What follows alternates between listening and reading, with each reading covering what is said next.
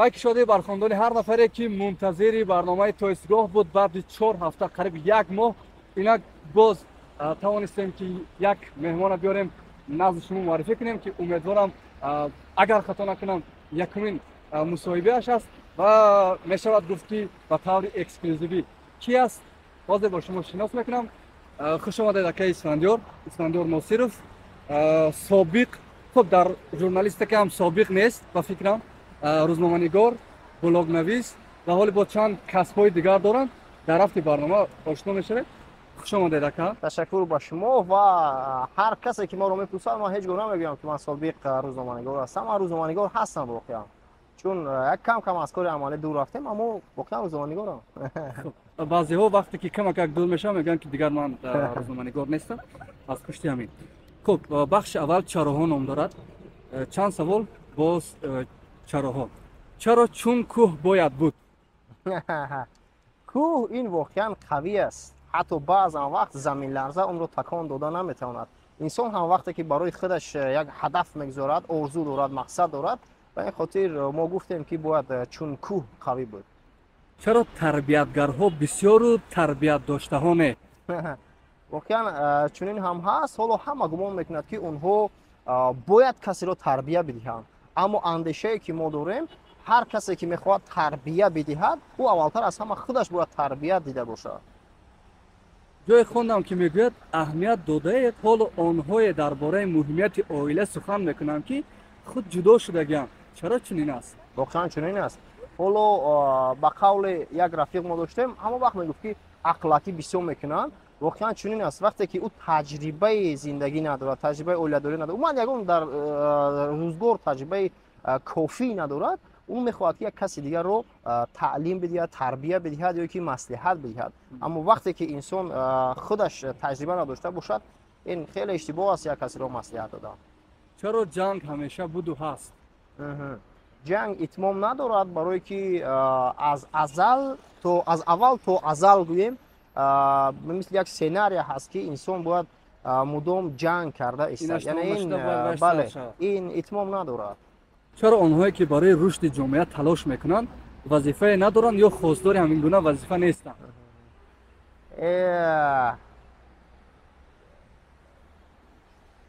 خیلی دشوار است جواب دادن. یک جمله برای که اونها میخواهند آرام و آسوده زندگی کنند. چرا برای همه ناآمدهای زندگیمان کسی دیگر را گناهکار میکنیم؟ این خیلی اشتباه بزرگی هر یک انسان همین است. وقتی که ما و شما یک کسی دیگر رو گناهکار میکنیم که فلانی برای رشد من گناهکار است گفته، فلانی نه، این خودی همون انسان گناهکار است. ولی برای چی ما دیگران را گناهکار این میکنیم؟ از ناتوانی است. این از روی عادت نیست. چرا نسل امروزه سمت روزنامه‌نگاری کم میآید؟ ببینید ما سال 2007 وقتی که به ساحه روزنامه‌نگاری نهادیم همون مقصد و آرزوهای ما به نهایت بزرگ بود. آهسته آهسته بعضی همونها را ما دیدیم که عملی کردن هوای به نهایت دشوار است یا حتی نمیشود. نسل امروزه هم دیده ایستاده است که بعضی کارها را انجام داده نمیشود و همین خاطر کسب روزنامه‌نگاری را انتخاب نمیکنند. با قول کسبی را انتخاب میکنند که با گفتی بچه‌های کوچه روغانی باشه، مبلغ دور باشه. امکان راه اندازی کردن همان قانون میبودید کدام قانون را جاری میکردید و چرا محض همان قانون؟ ما بیشتر روزگار مردم ژاپن رو میبینم، مشاهده میکنم و میآموزم. اکثریت قانون‌هایی که در جمهوری ژاپن هست میخواستم راه اندازی کنم، مخصوصا اون قانون‌هایی که با آموزگاران متعلق است. یعنی اونها احترام به نهایت بلند به آموزگار دارند. تصور کنیم شدنی است و شما همان حادثه تاریخی را پیش راهش رو گرفته میتوانید. کدام حادثه و چرا محض همان حادثه؟ حادثه تاریخی همین حال جنگ‌هایی که در خاور میانه رفته ایستاده است و ناعدالتی‌هایی که در همین منطقه شده ایستاده است. اگر از دست هم اومد همین بود. کیها و چرا صحبت ما رو باید تا آخر ببینم؟ اونهایی که میخواهند از صحبت ما برای خود چیزی بگیرن پس باید که تماشا کنن. اونهایی که با حزل و عیش و نوش به معنی شوق داشته باشن این صحبت ما برای اونها نیست. خب با پای قدم یکدیگرمان با پای قدم تو ایستگاه بارون اوج میگیرد و ما تا اونی که میتوانیم راه میگیریم طرف مرکز سودای تسون یک نمونه و میبینیم که بعدش چی بشود و صحبت ما اینجا دیگر شروع میشود با اون معنا که دیگر اینجا وقت نیست یعنی محدودیت نیست برای جواب دادن. چند روز پیش نواری مراجعه کرده با اکثر دوستان مجازیتون به قول چنبامبین یا گفته سببش چی بود؟ ممکنه وقتی که مثلا ما شد با شما اگر یک بار شما رو میشناسم ما یک بار دو بار 10 بار 20 بار یا 100 بار گفتم اونجا من می نویسم از شما خواهش میکنم که شما مرا در شبکه خودتون مثلا تبلیغ کنید شما همین کار از دستتون میآید لیکن پست ما رو یا اینکه گویم همون سلام و درودی ما رو میبینید و جواب نمیدید خیلی ایگنور میکنید این خیلی علم آور است من هم یک بار دو بار 10 بار 20 کس که همین که شد کارم غلطید هرچند میدونستم که اونها اجرا کردن میتونن لیکن دیدن دو لااقل پاسخ ها یا نه نگفتن من با شکلی گویم عمومی مراجعت کردم که بچه‌ها چاوبامبینیو این چاوبامبینیو یکی از همین کلمه های دوست داشته من است که این خیر میشود. در مطالب های شما اطراف موضوع دوستی بسیار واخورده دیدم این با چی دلیل است؟ از یگان کس شکست خورده یا یگان کس دیگر است اینجا؟ خوشبختانه یا متاسفانه گویم شکست نخوردم و همون یا که لذت یا که زهر دوستی هم نچشیدیم ما یگان بار در زندگی اما مهم این است که ما در همین 30 چند سالی که داریم همگی گویم انگوش شمار هستند دوستانی که واقعا با ما هستند یا من دوستی کردن نمیتونم یا شاید دیگرها با ما دوستی کردن نمیتونن اما تعداد دوستانی که واقعا ما براشون جانمون رو فدا میکنیم قریب که نیستن اما من میخوام که واقعا یک دیگرها یک دوستی خوب داشته باشن با همین خاطر تلقین میکنم. در این دیار شما رو رسا 5 سال شد اونجا چی میکنه؟ اونجا از تجربه خود و بیشتر کوشش میکنیم با مردم غذای معنوی بدهیم. حالا من همینجا فکر کرده اومده ایستاده بودم که شاید دلشاد مرا پرسید که این شبکه یوتیوبی شما نه درآمد دارد نه تعداد ابونه‌هایش زیاد شده ایستاده است برای چنین از گفته اما مقصد اساسی ما از این شبکه گویم این اولتر از همه با مردم غذای معنوی دادن است. راستی نپرسیدم اکثریت بارون دوست نمیدارم بارون و مثل یک چیزی تابو بعد میبینن شما چی مناسبت دارین؟ بارون این راحت است لذت است و حتی بعضا حالت‌های میشود که البته در زمستان نه و در بهار ما همون زیر بارون هستیم یک با اندیشه زندگی فرو میرویم همراهی بارون. این بارون دوست داشتن ها با فکر من فقط برای آنهایی است که در سمت ایجاد هستند یا که صرف آدمایی که از ایجاد دور هستند اونها هم میتونن بارون دوست داشته باشن؟ اونهایی که از ایجاد دور هستند شاید باشن اما تعدادشون خیلی کم است اما اونهایی که به قول انسان‌های ایجادی هستند انسان‌های ایجادی من گاهی شوخی میکنم میگم ما انسان‌های ایجادی کم کم خیلی دیوانگی داره از باد و باران و برف و مثلا فصل تیر ماه و ریزش خزان و از همه چی انسان یک لذت یک الهام ایجادش میبیاد. بارون هم یکی از همینا است. بله بذاریم با فعالیت یوتیوبی و کاری که در دیار خودتون میکنه برای مردم میانی مردم ما یک مقاله هست که مولا رو کردش رو نه و گفتش رو کن نوارهای موتیواسیونی که میکنه و کدامش خودتون عمل میکنه؟ ما از نوارهای موتیواسیونی که پیشنهاد میکنیم حدود گویم یک 60-70% شاید زیادترش اونها از تجربه خود زندگی من است. یعنی اول انجام دادم اونها را و بعدا با دیگرها توصیهش میدیم چون که انسان نمیتواند که یک کار رو انجام ندادن نفهمیدن ندانسته با دیگرها توصیه دهد این نمیشود. ما انجام میدهیم و اون چیزی که خوب است همونش رو با مردم توصیه میدیم اون چیزی که بد است اونش رو توصیه نمیدهیم اما من نمیتونم بگم که حالا ما با هدف خود رسیدیم حالا ما با هدف خود نرسیدیم حالا خیلی قدم ها زیاد است. قدم ها زیاد است گفتین ولی تقریبا من اهمیت دادم که تقریبا 1 سال اونجا دیگه چی نکردید در یوتیوب اما بله، در قریب یک سال. فیسبوک فعال همون با بخش برای افگار. بله بله بله. شما ببینید میشد که همون پیش گفتم میشد که همون نوارایی که در فیسبوک میمونه در یوتیوب هم شارت دارد و خیلی محبت کرده است برای ما بله که بله نوارای بله. کوتاهمون اونجا جا کنیم و اونم یک چیزی که خوب است برای ما. البته درست است، لیکن اکثریتی وقتی که ما همون گویم استاتستیک یا که امور شبکه یوتیوبی هم رو وقتی که تحلیل کردم سنجش کردم، اکثری تماشابین ها از خارج کشور هستند، مخصوصا روسیه. اودیتور شما اودیتوریای همون شبکه ما در روسیه شما میدونید که حالا یوتیوب محدودیت دارد، در خطای هم بچه‌ها هستن اونجا محدودیت دارد و ما از خود همون ها نوشتم که برای ما وارد شدن به یوتیوب نیویت وزنین است. البته می در آینده وزنین تر است. از جانب دیگر ما شوق و هوس مردم دیدیم که حالا با فیسبوک و با اینستاگرام مایلی بیشتر دارن. به همین خاطر ما نوارهای خود رو حالا در اینستاگرام و فیسبوک زیادتر کرده هستیم. در یوتیوب البته در نیت هست که در آینده نزدیک برنامه‌های مخصوصی خوبتر و بهتر بشود.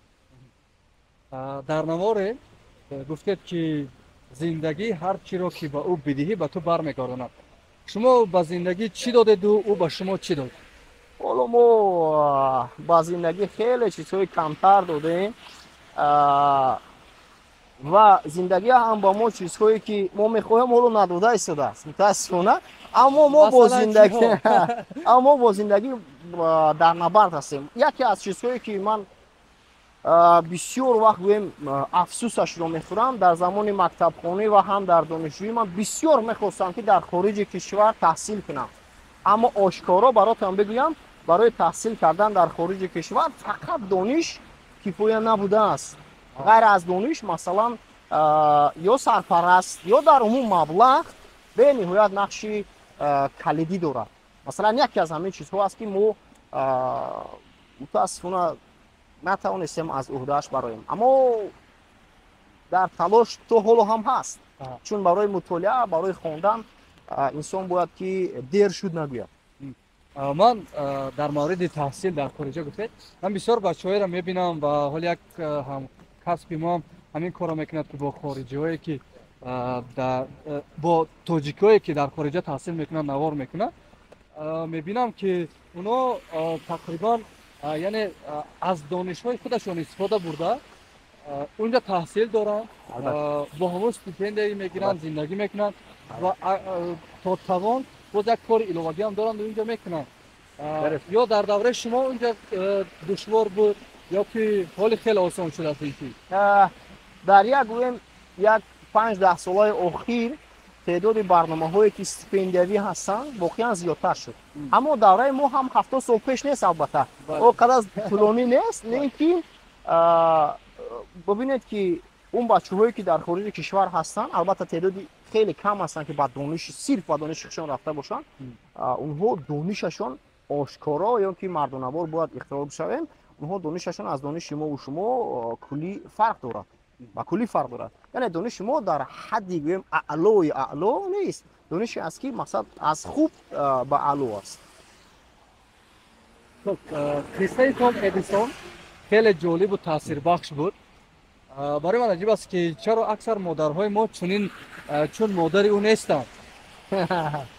مادرهای ما ببینید حالا وقتی ما فرزندا را میگیم که شما باید خوانید میبریم همه کسا در دست آموزگار میسپریم شه، اما امی کودکا و نوسای امروزه همون مادرای تربیه کرده استادن، تعلیم و تربیه داده استادن که اونها خودشون در وقتش مکتب خوب نخونده بودن یا عموما نخونده بودن و هیچ وقت توماس ادیسون یا که حکیم فردوسی و صنایع و بیرونی و دیگر امی باید اخراج شد که او تربیه کردن نمیتونه. عادی‌ترین چیز از من با باوری گفتم میتونم که همون مادری که مثلا در تعلیم ندیده است، تربیه ندیده است، درست البته او همون مثال های صنف 1 و 2 که فرزندش هست با باوری میتونم گفته که حل کرده نمیتونه یا یک جمله تحلیل کرده نمیتونه. و چطور توماس ادیسون تعلیم تربیه میکنه؟ پس این نسل جوان فرزندای من و شما و آینده که اونا ولی تولد میشوند، پس چگونه باید تعلیم بگیرن؟ تعلیم البته اگر مادر مهم. اگر مادر خودشان تعلیم داده نتواند، اگر مادر خودشان حداقل мотивация داده نتواند، پس از کجا بگیرد اون تربیه را؟ حالا توکلشون فقط با مکتب دانشگاه مؤسسه های تو مکتبی بگیم حدود 80-90% توکلشون به همونجا گذاشته شده است. یعنی اما اگر اهمیت داده باشد حضور، حالی از مکتب و دانشگاه ها یک قطار بچه های ما وقتی که در همون درون بودند و میبینند مینالند که پای معارف و فرهنگ و اینجا هم میلنگد.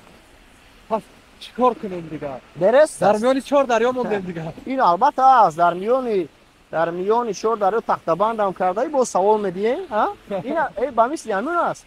اما راه حل البته هست. ما درباره سیستم معارف اونهایی که تحلیلگر هستن اونها خوبتر و بهتر میدونن البته که چی وضع دارد.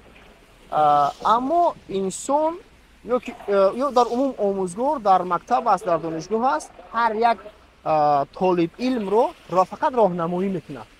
تمام مثلا این راهش خوب است اینش بد است این رو از فلان جا شما دسترس کرده میتوانید. باقی ماندهش در دست خود انسان است.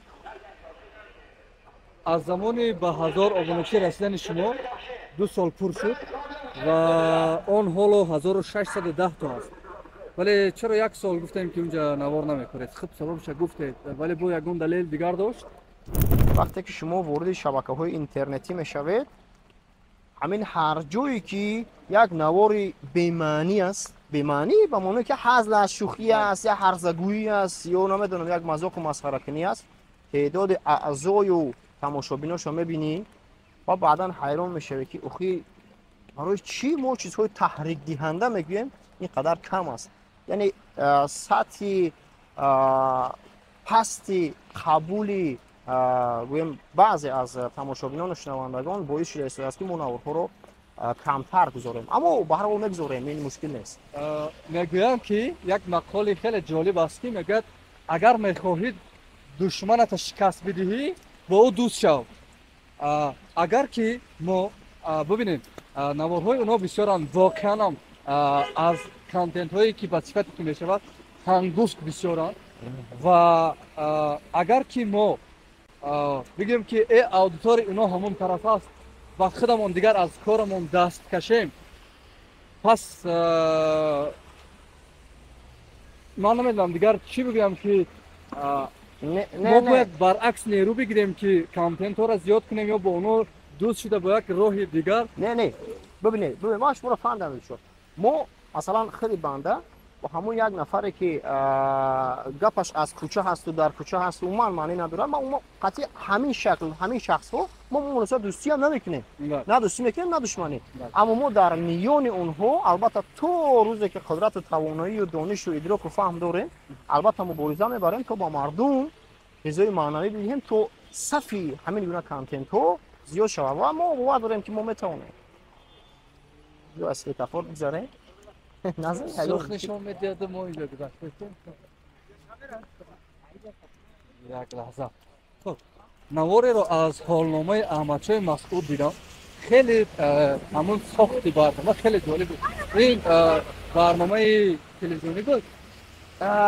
احمدشاه مسعود بله ما زمانی که در تلویزیون بهارستان کار میکردیم در تلویزیون بهارستان بله البته ما در رادیو در تلویزیون بعضی برنامه‌هایی که خوب بود البته ما آماده می‌کردیم امکانیت بود همون برنامه رو ما کمترک شکلش رو دیگر کردیم به شکل شبکه اجتماعی کردیم استفاده ولی در تلویزیون نرفت و در تلویزیون رفته بود البته ما در تلویزیون بهارستان برنامه داشتیم با نام اشخاص بی‌نظیر درباره شخصیت‌های بزرگ دنیا قصه می‌کرد هم دنیا هم تاجیکستان. حاضر همونگونه برنامه‌ای را می‌بینید که جالب باشد و خودتون انتظار شوید ببینید همونگونه برنامه را. استاد رجب میرزا در یک صحبت خاصش ما گوگو از استادهای بزرگ ژورنالیست که مصلحت می‌پرسن پیرامون بعضی چیزها گفته بودن که همین حالا در تاجیکستان دو تلویزیون هست که میتوان از آنها تماشا کرد، یکی تلویزیون ورزش و دیگری شبکه الهیده آن فوتبال است. من هم برنامه های مستقیم تلویزیون ورزش رو تماشا میکنم، اما برنامه های الهیده که مثلا فرهنگی است یا که نمیدونم دیگر سمت باشد و ما منتظر شویم که فلان روز فلان ساعت همین برنامه میدهد ما باید اون رو تماشا کنیم، متاسفانه نیست. این با سبب البته هم خود ژورنالیستان هستم، هم خودی نورسایی تکنیک و امثال اینها است. چیکار کنیم همینجا بیستیم یا همه خانه رو اینطوری کنه؟ فعلا ندارم ماده حضرت جان، یگان مشکل نداره، چکل پیش نداره. ترام شویم اینجا که نیست؟ ماده مشکل نداره. فقط ولی تو اونجا خیلی راه دیگر است. اینجا هم نمیتونیم صحبت کنیم، خیلی تاریک. برای همین قطع کن. ما اینجا بریم. صحبت ما خیلی خوب و خوش گذشت و ما آن را به دو تقسیم کردیم. قسمت دویم برنامه تو ایستگاه یعنی ادامه صحبت رو در نشر دیگر خواهید دید.